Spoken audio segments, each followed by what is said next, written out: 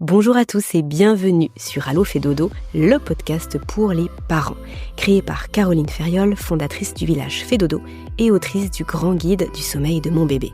Pour vous sentir épanoui, reposé et surtout serein dans votre rôle de parent, nous interviewons ici des experts, des consultants, des professionnels de la petite enfance et des parents pour répondre à toutes vos questions sur la parentalité. Parce que le mal-être de l'un impacte le bonheur commun, nous vous proposons des solutions concrètes, nuancées et bienveillantes pour trouver votre propre chemin de parentalité. Bonne écoute à tous. Mégane, bonjour, bienvenue sur ce nouvel épisode témoignage sur Allo fait dodo. Merci à vous de vous être proposé pour nous partager un petit bout de votre quotidien. Vous avez envie de nous parler de ce qui s'est passé pour vous autour du sommeil de votre petit garçon, Sohan, qui avait 1 mois lorsque vous vous êtes dit que le sommeil c'était vraiment plus possible, qu'il fallait faire quelque chose. Et vous allez nous expliquer un petit peu ce qui se passait pour vous, comment vous vous êtes fait accompagner par Fait Dodo, ce qui a été les points les plus marquants, et puis qu'est-ce qu'il en est aujourd'hui. Je vous propose qu'on démarre, Mégane, par justement un petit plongeon dans le passé. Sohan, il a 1 mois. Quelle est la situation autour de son sommeil ? Qu'est-ce que vous vivez au quotidien ? Donc, bonjour Aurélie déjà. Donc effectivement, Swan avait 1 mois quand on a commencé à avoir des difficultés avec son endormissement le soir notamment. Avant ça, c'est un bébé qui est né 15 jours avant le terme, donc en fait, il dort tout à fait naturellement. Dès que le sommeil l'appelle, il s'endort sans problème. Et à partir du moment où il a eu 1 mois, il a commencé donc à éprouver des difficultés à s'endormir le soir. Hem je pense qu'on faisait maintenant que je suis formée du coup, je pense qu'on faisait pas mal d'incohérences avec lui et donc c'est ce qui a déclenché un petit peu, la recherche et du coup l'appel à Fait Dodo. Alors justement, on va revenir sur votre rencontre, on va dire, avec Fait Dodo.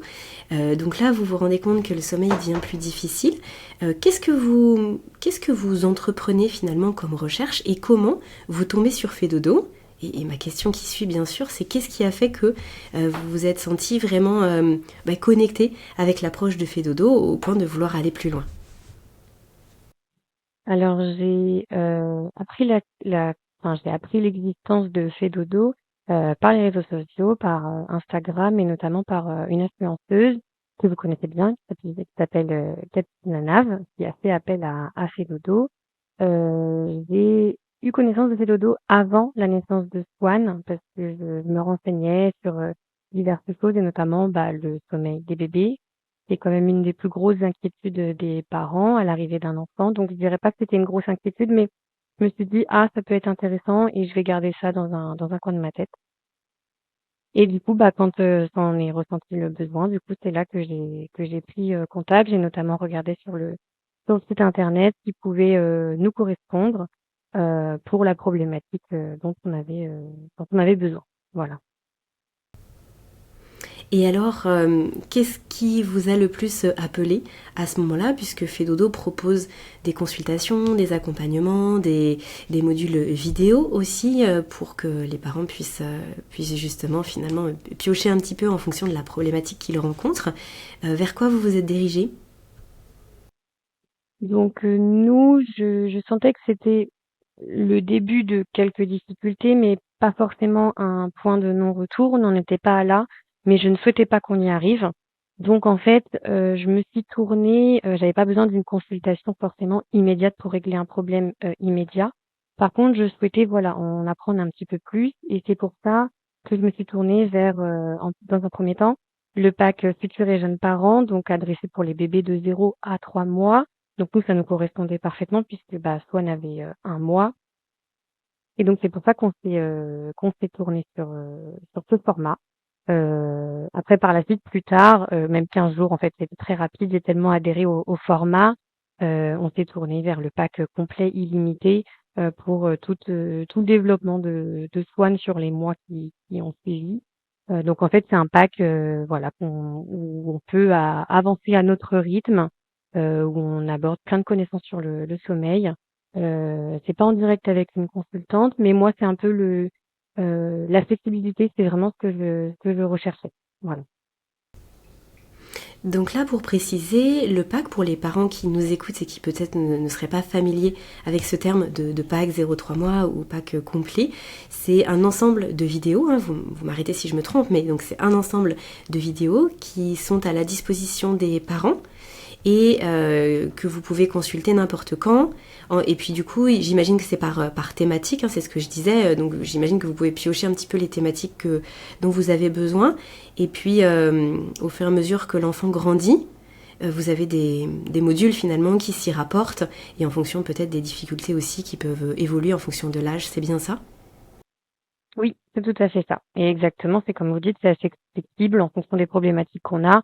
On pioche dans le module qui nous intéresse. Alors, moi qui suis un petit peu curieuse de beaucoup de choses, c'est vrai que j'ai regardé tous les modules. Je les ai écoutés, regardés, re-regardés, j'ai pioché ce qui m'intéressait. J'ai laissé de côté dans un premier temps, on a un module qui concerne les plus de 18 mois jusqu'à plus vieux, je sais plus exactement quel âge. Celui-là, je l'ai laissé de côté à l'époque. Depuis, je l'ai regardé. Et du coup, bah voilà, j'ai pris toutes les informations dont j'avais besoin et après, j'ai appliqué, tout simplement. Ok. Qu'est-ce qui a été le plus marquant pour vous lorsque vous avez justement commencé à appliquer les conseils que vous y trouviez? Et puis j'imagine dans ce schéma de compréhension, il y a plusieurs choses qui ont dû émerger pour vous. Qu'est-ce qui a été le plus marquant dans le quotidien? Là, vous parliez des difficultés d'endormissement. C'est ça qui s'est finalement résolu le plus rapidement possible. Est-ce que vous voulez nous en dire quelques mots? Alors effectivement, du coup, on a pratiquement instantanément appliqué bah, déjà le fait de mettre en place un rituel pour le coucher du soir. Ça a été miraculeux. Après, enfin, on n'avait pas une vraie problématique bien déterminée, mais enfin, voilà, il y avait quelques difficultés. On souhaitait que ça ne s'installe pas. Donc voilà, on a mis en place le rituel. Dès la première soirée, enfin, notre fils était apaisé. Voilà, après le rituel, il a été déposé dans son lit, complètement éveillé. Et on le sentait pas stressé, il était bien. Donc voilà. Et puis il a pris un petit peu de temps pour s'endormir, mais bon, je dirais comme toute nouvelle chose, il a dû mettre une bonne demi-heure à s'endormir. Et ensuite, dans les journées qui ont suivi, au bout du troisième jour, donc il a acquéri l'endormissement autonome. Et il mettait plus que 10 à 15 minutes pour s'endormir, et c'est toujours un petit peu le cas. Il a un petit peu de temps, voilà. Mais bon, je trouve que c'est raisonnable quand même. Et avant, on était plutôt sur quel ordre de durée? Avant de passer sur la demi-heure, sur les 10 minutes, quand vous vous êtes dit justement qu'il pouvait y avoir quelques difficultés sur l'endormissement, ça représentait quoi? C'était combien de temps? Alors, on était bah, on pratiquait clairement maintenant que je suis formée, on pratiquait clairement de l'incohérence, c'est-à-dire que au début, il s'endormait avec nous, il était dans son transat, on était en bas dans le salon. Et puis du coup, quand venait l'heure pour nous de monter là-haut, on montait, on le couchait dans son lit. Et puis bah naturellement, comme on le change d'environnement, il se réveillait. On le prenait dans nos bras, on le berçait, des fois pendant très très longtemps. Ça pouvait durer une demi-heure, une heure pour qu'il veuille bien se rendormir. Et du coup, on le rendormait dans nos bras, ce qui du coup n'était pas cohérent. Et puis du coup, on le reposait ensuite dans son lit. Euh, donc c'est là-dessus que, enfin, les erreurs venaient un petit peu de nous et d'un manque de cohérence globale, quoi. Oui, puis du coup, lui, vous le sentiez qu'il était un petit peu chamboulé du fait que on attende de lui finalement qu'il s'endorme à la fois dans les bras, à la fois tout seul dans son lit, à la fois un coup dans le transat, à la fois... Enfin, finalement, vous sentiez qu'il avait pas ses repères, en fait. Oui, c'est ça, totalement. Et la mise en place du rituel a vraiment aidé pour ça. D'accord. Est-ce qu'il y a d'autres points qui vous ont semblé soit surprenants, que vous avez envie de partager par rapport à ce que vous avez pu mettre en place, qui a fonctionné, soit justement des choses que vous avez peut-être fait évoluer justement au fur et à mesure des mois? Alors effectivement, il y a d'autres points que je voulais aborder. Donc là, on parlait plus spécifiquement de l'endormissement le soir, mais donc bah une fois que ça c'était à peu près en place, on s'est attaqué aux siestes, parce que du coup, Swan avait des siestes un petit peu pas hasardeuses, mais les siestes d'un nouveau-né en fait, pas forcément très réglées. Donc une fois qu'on a ressenti le besoin de mettre un petit peu plus d'organisation dans les siestes, on a appliqué donc les méthodes. Et enfin, c'est même pas appliquer les méthodes. parce qu'en fait, il faut bien comprendre que dans les webinaires auxquels on a accès, j'ai beaucoup apprécié l'approche puisqu'en fait, on nous donne la connaissance, on nous donne une base et après, à nous de faire nos propres choix et de mettre en place les actions en cohérence avec l'éducation qu'on veut donner, en cohérence avec comment on se sent nous-mêmes, voilà. Donc c'est l'approche que j'ai vraiment aimée, c'est que on nous donne voilà, on nous donne des clés et après on en fait un petit peu ce qu'on veut. On a la connaissance et on applique ce qui nous semble bien pour nous et pour bébé évidemment. Du coup donc ensuite on s'est attaqué donc aux siestes. Swan faisait des siestes voilà pas hasardeuses mais les siestes d'un nouveau-né donc c'était voilà, il s'endormait quand il en avait envie et puis il se réveillait voilà quand ça lui semblait suffisant. Quand on a ressenti le besoin du coup de le réguler au niveau des siestes, donc c'est là que du coup je me suis remémoré un petit peu les modules. Remémorer, on peut aussi de toute façon les regarder puisque c'est en illimité sur le pack. Et donc on a pu du coup régler ces siestes.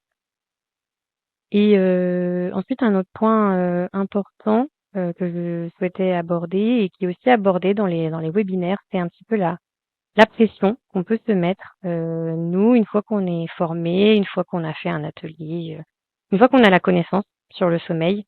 Ça concerne les quotas de sommeil. Moi, c'est quelque chose qui m'a beaucoup angoissée. Je regardais tous les jours, je suivais exactement combien de temps dormait Swan, que ce soit la nuit ou les siestes. Et ça m'a énormément mis de pression parce que du coup, les jours ne se ressemblant pas, certaines journées, il dormait extrêmement peu et forcément, ça m'angoissait beaucoup. Et donc là-dessus, il a bien fallu que je fasse un travail sur moi-même. C'est d'ailleurs indiqué dans les webinaires que voilà, il faut prendre les chiffres avec du recul. Tous les jours ne se passent pas de la même manière. C'est pas parce qu'une journée bébé ne dort pas beaucoup que le lendemain ça va être pareil. Voilà, ça se régule au final sur la semaine. Et ça, c'est vrai, je pense que c'est très important de le souligner. On peut se mettre beaucoup de pression une fois qu'on a la connaissance, mais il faut pas, parce qu'au final, ça finit par se régler avec le temps. Et du coup, comme je vous disais, il y a peu de temps, du coup, donc Swan actuellement, il a 17 mois. Et donc, il y a très peu de temps, je me suis plongée dans la webinaire concernant les 18 mois et plus, voilà, pour être un petit peu en avance et pouvoir être préparée dès qu'il y aura de nouvelles problématiques qui surgiront, possiblement.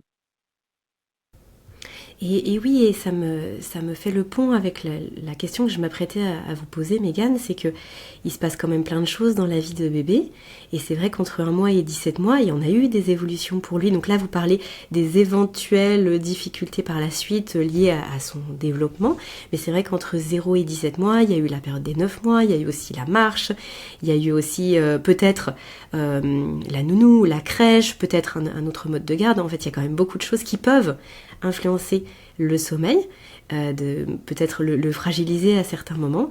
Et là, moi, ce que j'entends dans votre témoignage, c'est que finalement, vous aviez suffisamment de ressources et de clés de compréhension pour pouvoir vous adapter au quotidien, mois après mois, en fonction de ce que vous rencontriez comme situation de vie, et pour garder cet équilibre au sein de la famille, finalement, cet équilibre de sommeil.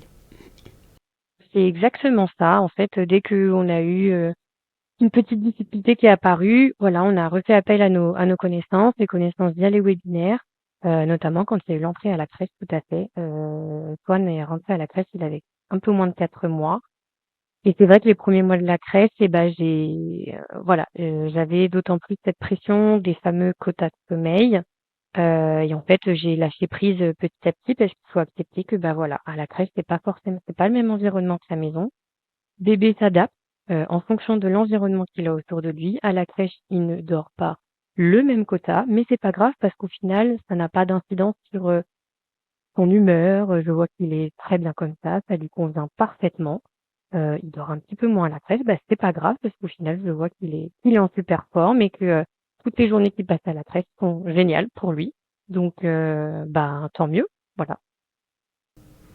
Oui, c'est important ce que vous dites, Mégane, et d'insister sur le fait qu'en tant que parent, on peut se mettre beaucoup de pression. Et on peut vouloir, bien sûr, dans l'intention de vouloir le mieux pour son enfant, on peut nous-mêmes se faire des nœuds au cerveau et puis finalement se rendre la vie très difficile. Et ça peut même se répercuter aussi sur nos enfants qui nous sentent plus stressés. Donc je trouve que votre message, il est très impactant. Et merci d'insister autant sur ce point parce qu'on ne peut pas tout contrôler de toute façon dans la vie des enfants. Et le principal, c'est de mettre à disposition un maximum de choses pour eux, pour qu'ils aient un cadre à la maison et puis qu'après, ils puissent s'appuyer dessus. Est-ce qu'il y avait d'autres éléments, Mégane, que vous souhaitiez partager là sur le podcast aujourd'hui pour les parents qui nous écoutent?